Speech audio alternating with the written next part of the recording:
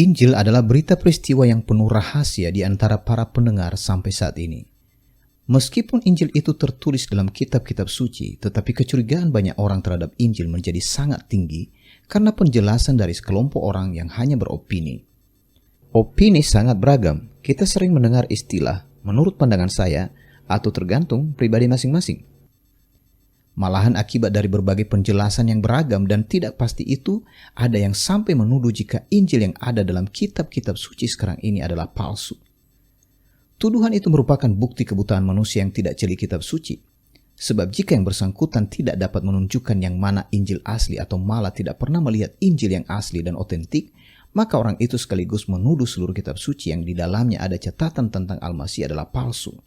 Mengapa? Karena Injil adalah berita peristiwa tentang kedatangan Mesias, Kristus, Al-Masih di bumi sebagai manusia, dan itu sudah terjadi dalam sejarah manusia.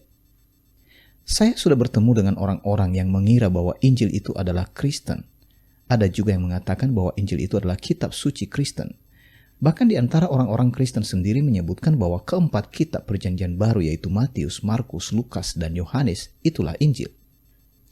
Sebagian lagi mengira bahwa Injil itu adalah alat untuk mengubah atau menarik seseorang kepada agama Kristen atau untuk mempengaruhi orang lain menjadi anggota gereja tertentu.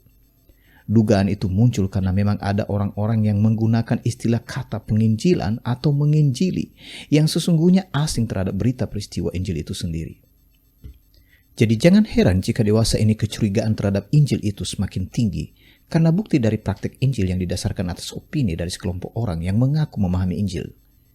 Bahkan di antara orang-orang Kristen sendiri ada yang mengira bahwa Injil itu hanya perlu diperdengarkan bagi orang-orang yang bukan Kristen atau yang tidak rajin ke gereja. Di sini ada kesan seolah-olah orang-orang Kristen itu tidak perlu Injil dan Injil itu hanya untuk memindahkan orang-orang menjadi agama Kristen atau alat cambuk bagi orang-orang yang tidak masuk gereja. Apakah Anda melihat kenyataan seperti itu di lingkungan Anda? Keadaan ini sangat memprihatinkan karena banyak orang yang akhirnya membenci Injil padahal dirinya tidak pernah mendengar dan mengerti sama sekali apa itu Injil. Jadi Injil itu sebenarnya seperti apa? Sekali lagi, Injil adalah berita peristiwa tentang kedatangan Al-Masih, Kristus, Mesias, di bumi sebagai manusia yang dicatat dalam kitab-kitab suci. Kedatangan Al-Masih itu diberitakan karena manusia telah berdosa dan memerlukan penyelesaian segala dosa, kesalahan, dan pelanggarannya. Berita tentang peristiwa kedatangan Al-Masih itu sekaligus sebagai pernyataan hukuman Allah atas dosa dan iblis yang mengambil rupa seekor binatang yang paling cerdik yaitu ular. Berita peristiwa yang paling tua yang mencatat tentang kedatangan Al-Masih itu adalah sebagai berikut. Lalu berfirmanlah Tuhan Allah kepada ular itu, karena engkau berbuat demikian, terkutuklah engkau di antara segala ternak dan di antara segala binatang hutan, dengan perutlah engkau akan menjalar dan debu tanahlah akan kau makan seumur hidupmu. Aku akan mengadakan permusuhan antara engkau dan perempuan ini, antara keturunanmu dan keturunannya. Keturunannya akan meremukkan kepalamu, dan engkau akan meremukkan tumitnya. Istilah keturunan perempuan telah menjadi rahasia beribu-ribu tahun sampai akhirnya terbuka ketika seorang perempuan yang masih perawan bernama Maria atau Maryam yang mengandung dan melahirkan tanpa campur tangan laki-laki. Anak yang dilahirkan itu akhirnya diberi nama Yesus atau Isa. Tetapi berita tentang peristiwa itu tidak berhenti sampai di situ saja. Berita itu berlanjut hingga kepala ular tua itu diremukan. Tetapi ular itu hanya sanggup meremukan tumit dari keturunan perempuan tersebut, yaitu ketika Al-Masih mengalami penderitaan dengan darah yang tercurah hingga mati di atas kayu salib. Di sini menjadi terang bagi kita bahwa kedatangan Mesias yang disebut sebagai keturunan perempuan harus mengalami penderitaan hingga darahnya dicurahkan, tetapi justru peristiwa berdarah itu menjadi kehancuran bagi ular, yaitu iblis, dan segala rupa pekerjaannya. Jadi kedatangan Al-Masih dalam tubuh manusianya yang dikenal sebagai Isa atau Yesus bebas dari dosa karena dia tidak dilahirkan dari benih laki-laki, tapi dari kuasa ilahi. Berita dan peristiwa yang dinyatakan Allah dalam taman di Eden atau taman Firdaus itu segera diikuti oleh tindakan pendahuluan yang berupa simbolis dengan mengorbankan seekor hewan yang tidak bersalah sebagai tanda pengampunan dan penerimaan Allah kepada manusia yang menerima jalan yang sudah ditetapkannya melalui kedatangan keturunan perempuan yaitu Isa Al-Masih yang tidak berdosa. Itu sebabnya nenek moyang kita yang mendengar dan mengetahui berita peristiwa perbuatan Allah dalam taman itu melakukan pengorbanan hewan sampai keturunan perempuan yang dimaksud datang dan menderita sebagai kurban penghapus dosa sekali untuk selama-lamanya bagi seluruh umat manusia. Seperti telah tertulis, lihatlah anak domba Allah yang menghapus dosa dunia. Penghapusan dosa dunia dilakukan oleh Allah atas dasar hukum yang telah Ia tetapkan dari keturunan perempuan itu dengan cara mengangkat dosa dari manusia dan menaruhnya kepada Al-Masih yang telah menjadi manusia dalam tubuh Isa atau Yesus. Tindakan Allah itu jelas karena tidak ada satupun di antara manusia yang dapat menanggung atau memikul apalagi menyelesaikan dosanya sendiri. Jadi Injil adalah berita peristiwa pengampunan dosa umat manusia dari pihak Allah di dalam Al-Masih.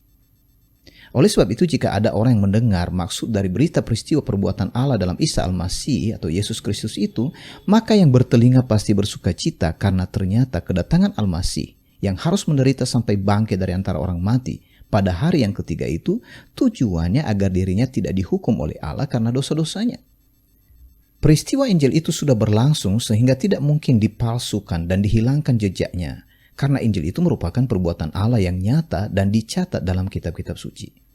Pemalsuan berita Injil itu justru terjadi ketika ada orang-orang yang menggunakan opini untuk membenarkan pendapatnya sendiri tentang Al-Masih atau Kristus atau Mesias. Mereka itu menggunakan kitab suci untuk tujuan pembenaran dirinya dan bukan berdasarkan peristiwa yang sudah terjadi seperti telah tertulis dalam kitab-kitab suci. Itu sebabnya berita peristiwa perbuatan Allah yang menghapus dosa manusia melalui penderitaan keturunan perempuan, Mesias, Kristus Al-Masih itu disebut sebagai Injil atau kabar baik.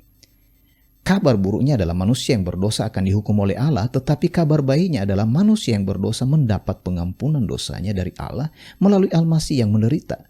Kebangkitan Al-Masih dari antara orang mati itu adalah rahasia Injil Kerajaan Allah. Apakah Anda salah satu dari manusia yang berdosa? Apakah Anda telah mendengar kabar baik dari Allah, yaitu bagaimana dosa Anda diangkat dan diselesaikannya?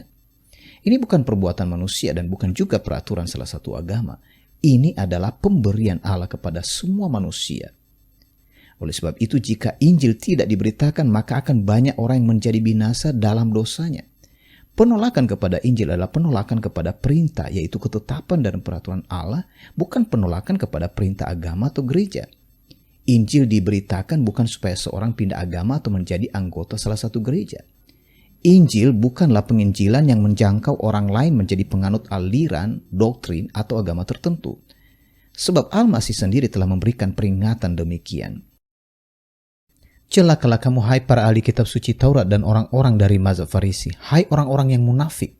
Kamu menjelajahi laut dan daratan hanya untuk membawa satu orang saja menjadi pemeluk agamamu, tetapi setelah itu kamu menjadikan dia calon penghuni neraka yang 2 kali lebih jahat daripada dirimu.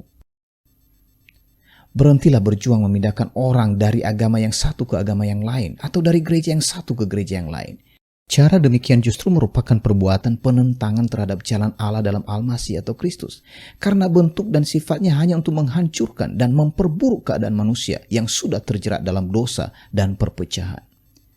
Usaha-usaha yang dilakukan atas dasar opini dan pembenaran diri tidak lain sebagai penentangan kepada kebenaran Allah. Al-Masih atau Kristus datang bukan untuk mempersatukan agama-agama atau gereja-gereja, melainkan untuk mempersatukan Allah dengan manusia, surga dengan bumi, sebagaimana telah tertulis. Ia pun memberitahukan kepada kita rahasia kehendaknya menurut kerelaannya, yaitu rencana yang telah ditetapkannya dalam Al-Masih, bahwa ketika waktunya genap, ia akan mempersatukan di dalam Al-Masih segala sesuatunya, baik yang ada di surga maupun di bumi. Jadi sekarang Injil itu bukan lagi rahasia karena berita peristiwa kedatangan Al-Masih atau Kristus itu telah digenapi dalam diri Isa atau Yesus yang telah mati karena dosa kita sesuai kitab suci, telah dikuburkan dan telah dibangkitkan pada hari yang ketiga sesuai kitab suci. Kiranya setelah menonton video ini, Injil tidak lagi menjadi rahasia bagi Anda.